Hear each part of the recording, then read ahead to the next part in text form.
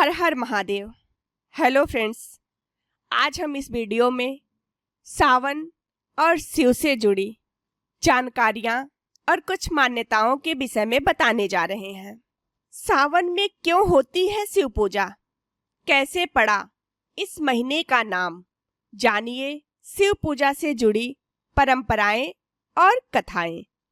सावन महीना, इसे शिव का महीना माना जाता है और पूरे महीने शिव आराधना की जाती है, जिसमें रुद्राभिषेक के बाद बिलपत्र और भस्म चढ़ाने समेत कई परंपराएं शामिल हैं। लेकिन ऐसा क्यों शिव जी को सावन का महीना पसंद है और इस महीने का नाम सावन कैसे पड़ा, आइए समझते हैं शिव पूजा की परंपराएं और कथाओं से। सावन दक्षिणायन में आता है, जिसके देवता शिव है, इसलिए इन दिनों उन्हीं की आराधना शुभ फलदायक होती है। सावन के दौरान बारिश का मौसम होता है। पुराणों के मुताबिक शिव जी को चढ़ने वाले फूल पत्ते बारिश में ही आते हैं, इसलिए सावन में शिव पूजा की परंपरा बनी। स्कंद पुराण में भगवान शिव ने सनत कुमार को सावन महीने के बारे में बताया कि मुझे श्रावण बहुत प्रिय है। इस महीने की हर तिथि, व्रत और हर दिन पर्व होता है, इसलिए इस महीने नियम संयम से रहते हुए पूजा करने से शक्ति और पुण्य बढ़ते हैं। शिव को क्यों पसंद है सावन? मान्यता है कि पार्वती ने युवा अवस्था के सावन महीने में बिना कुछ खाए पिए कठिन व्रत किया और शिव को प्रसन्न कर उनसे विवाह किया। एक मान्यता ये भी है कि भगवान शिव सावन महीने में ही पृथ्वी पर अपने ससुराल गए थे। वहां उनका जलाभिषेक कर स्वागत किया गया था। माना जाता है कि हर साल सावन में भगवान शिव अपने ससुराल आते हैं। इस महीने का नाम श्रावण क्यों पड़ा? स्कंद और शिव पुराण के हवाले से जानकार इसकी दो वजह बताते हैं। पहली, इस महीने पूर्णिमा तिथि पर श्रवण नक्षत्र होता है। इस नक्षत्र के कारण ही महीने का ये नाम पड़ा। दूसरी वजह, भगवान शिव ने सनत कुमार को बताया कि इसका महत्व सुनने के योग्य है, जिससे सिद्धि मिलती है, इसलिए इसे श्रावण कहते हैं। इसमें निर्मलता का गुण होने से ये आकाश के समान है, इसलिए इसे नभा भी कहा गया है। सावन का महत्व बताते हुए महाभारत के अनुशासन पर्व में अंगिरा ऋषि ने कहा है कि जो इंसान मन और इंद्रियों को काबू में रखकर एक वक्त खाना खाते हुए श्रावण मास बिताता है, उसे कई तीर्थों में स्नान करने जितना पुण्य मिलता है। शिव से जुड़ी परंपराएं। क्यों करते हैं रुद्राभिषेक? सावन में ही समुद्र मंथन हुआ था, जिसमें हलाहल विष निकला, जिसे भगवान शंकर ने अपने गले में धारण कर दुनिया को बचाया। लेकिन इस जहर से उनके शरीर में गर्मी बढ़ी। जहर के असर को कम करने के लिए देवी देवताओं ने उन पर जल चढ़ाया, इसलिए शिवलिंग पर अभिषेक करने की परंपरा बनी। क्यों चढ़ाते हैं बिलपत्र? शिव जी ने कहा है कि मेरे बाएं नेत्र में चंद्रमा और दाएं में सूर्य और बीच में अग्नि का वास है। बिलपत्र भी शिव जी के त्रिनेत्र का रूप है। बिलपत्र को चढ़ाने से भगवान शिव के साथ सूर्य, चंद्र और अग्नि की पूजा अपने आप हो जाती है। स्कंद पुराण के मुताबिक बेल के पेड़ में देवी गिरजा, महेश्वरी, दक्षायनी, पार्वती, गौरी और कात्यायनी रहती हैं, इसलिए बिलपत्र चढ़ाने से इन देवियों की आराधना भी हो जाती है। श्रावण में शिव जी की विशेष पूजा क्यों? मरकंडू ऋषि के पुत्र मार्कंडेय ने लंबी उम्र के लिए श्रावण में ही घोर तप कर शिव जी की कृपा प्राप्त की थी, जिससे यमराज भी मार्कंडे के प्राण नहीं ले सके और वो अमर हो गए। इसी वजह से लंबी उम्र पाने, अकाल मृत्यु और बीमारियों से छुटकारे के लिए सावन में शिव जी की विशेष पूजा होती है। शिव जी को क्यों चढ़ाते हैं भस्म? शिव पुराण के मुताबिक बिना भस्म के शिव पूजा अधूरी होती है। लेकिन शिव जी भस्म क्यों लगाते हैं? इस बारे में जानकारों का कहना है कि जब दक्ष प्रजापति ने शिव जी का अपमान किया तो सती ने हवन कुंड में जलकर प्राण त्याग दिए।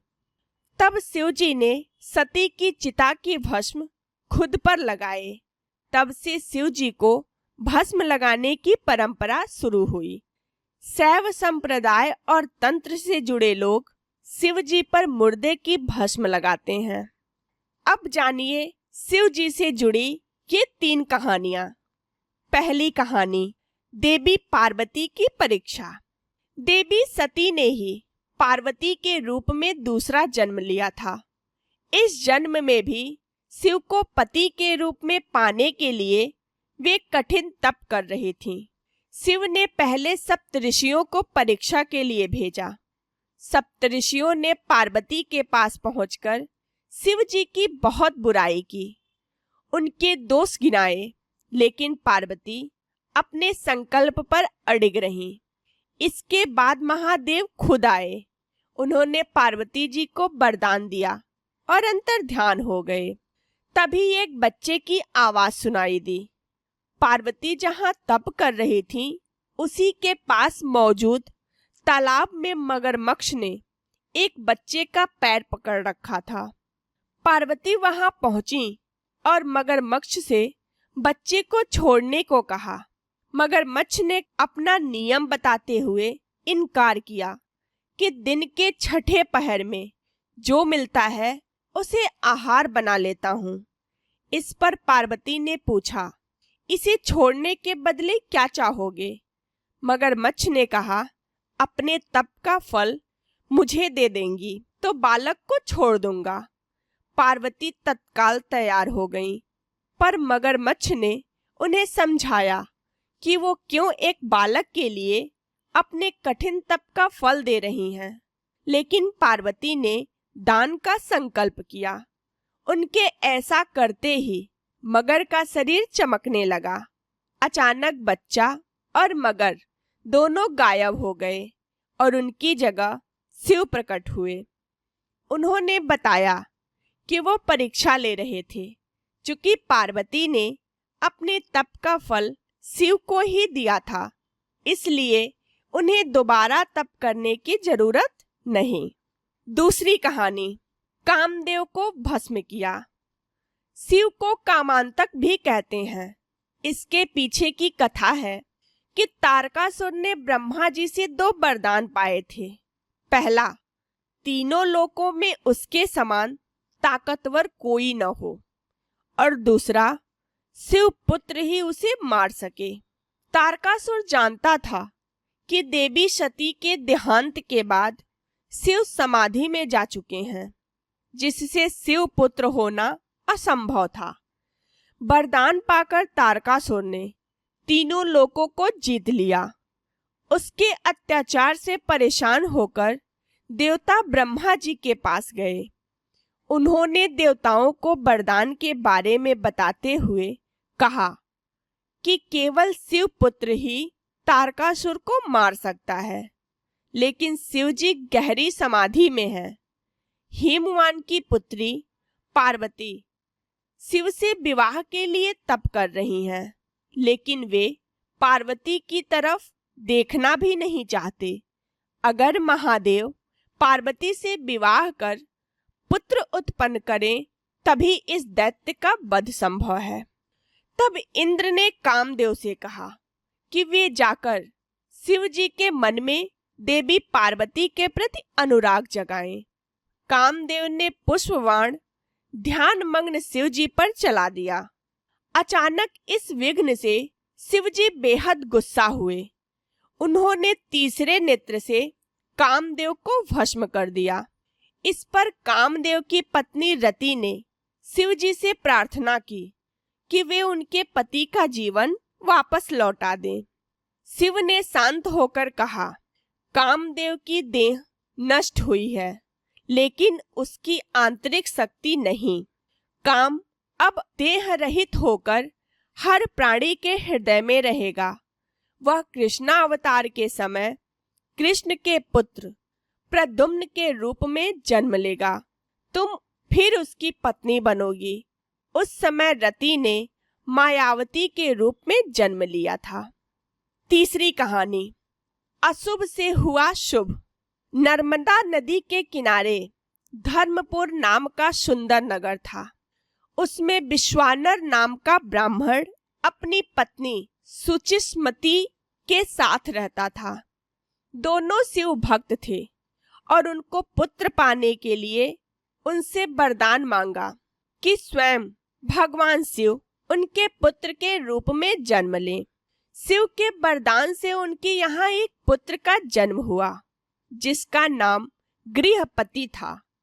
जब बालक 11 साल का था, तब देवर्षि नारद ने उसका हाथ देखकर भविष्यवाणी की कि साल भर के भीतर उसके साथ कुछ अशुभ होगा, जो आग से जुड़ा होगा। जब माँ बाप ये सुनकर दुखी हुए, तो बेटे ने उन्हें सांत्वना देते हुए कहा कि वे दुखी न हो, क्योंकि वह भगवान को प्रसन्न कर लेगा। इससे अनिष्ट टल जाएगा। माता पिता से आज्ञा लेकर वह शिव की नगरी काशी पहुंचा। वहां उसने गंगा के मणिकर्णिका घाट पर स्नान किया और पूरे साल शिवलिंग की पूजा की। जब नारद मुनि द्वारा बताया अनिष्ट समय आया, तो देवराज इंद्र ने प्रकट होकर उससे वरदान मांगने को कहा। बालक ने वरदान लेने से मना किया और कहा वो केवल भगवान शिव से ही वर प्राप्त करेगा। ये सुनकर इंद्र बहुत गुस्सा हुए और उन्होंने इस बालक को सबक सिखाने के लिए वज्र उठा लिया। बालक ने भगवान शिव से रक्षा की याचना की। तभी शिव प्रकट होकर बोले, डरो मत, मैं तुम्हारी परीक्षा लेने के लिए इंद्र के वेश में आया था। मैं तुम्हें अग्निश्वर नाम देता हूँ। तुम आग्नेय दिशा अर्थात दक्षिण पूर्व दिशा के रक्षक होगे। जो भी तुम्हारा भक्त होगा, उसको अग्नि, बिजली या अकाल मृत्यु का डर नहीं होगा। अग्नि को शिव का एक रूप कहते हैं। वो शिव का तीसरा नेत्र भी है। तो फ्रेंड्स, आपको ये जानकारी कैसी लगी? कमेंट में जरूर बताइए। हर हर महादेव।